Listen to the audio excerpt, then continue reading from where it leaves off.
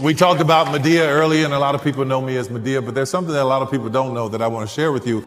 About 30 years ago, when I was about 17, 18 years old, I went to seminary school. I was a minister in my church. I would pray, and I would encourage people, and I got up to do my first sermon. Didn't go over so well.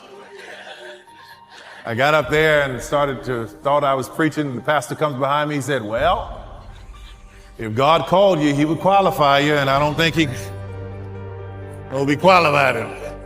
So I was very, very happy. I went home and prayed. I said, God, what is going on? He said, well, that's not where you're going to minister.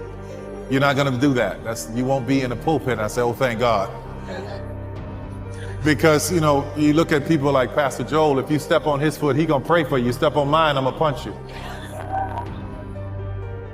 You mess around and hit this bunion, you really going to be in trouble. But I'm grateful for the opportunity of understanding what I was supposed to do.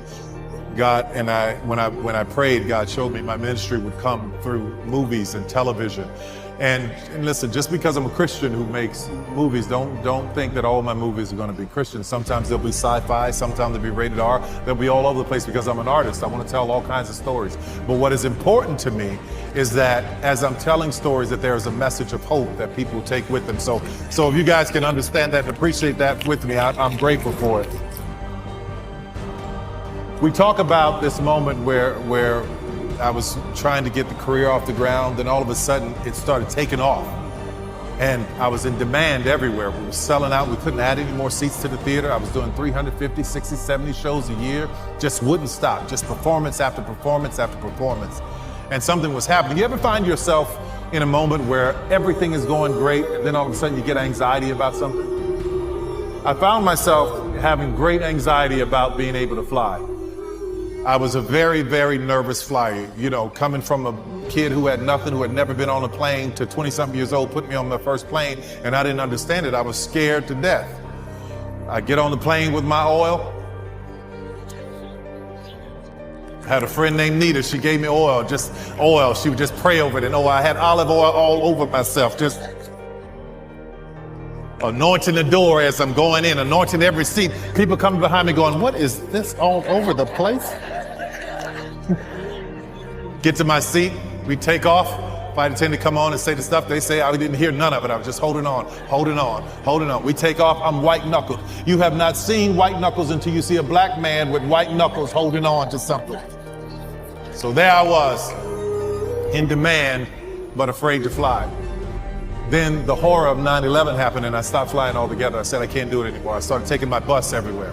So I was on the bus and my promoters and people, my business folk were like, Tyler, my agent, like, what do you mean? You're coming to California on a bus?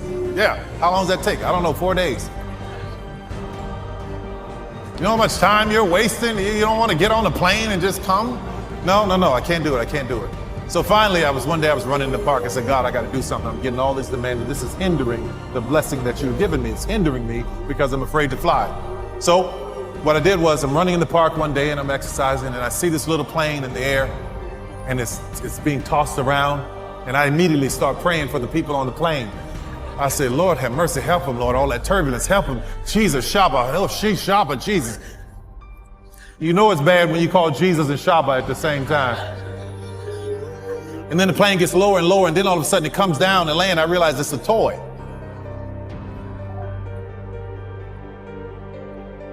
There's a man flying a remote control airplane in the park.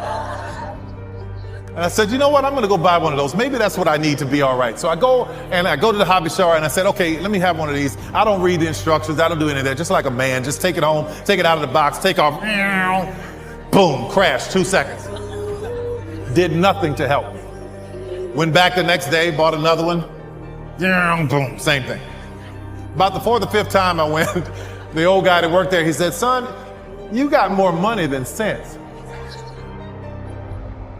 He said, come here, sit on this simulator, let me show you how this works. And he started explaining to me how an airplane works, how the wings have lift in the airfoil, and how there's an aileron that goes right and left, and there's an elevator that goes up and down to make the plane go up and down. Then there's yawing and all this stuff. And as I was learning, I got fascinated. So I bought it and started flying, and I was like, yeah, I got it now. I got it. I'm gonna be able to fly. So I started flying again. Then I said, you know what? I'm gonna get my pilot's license.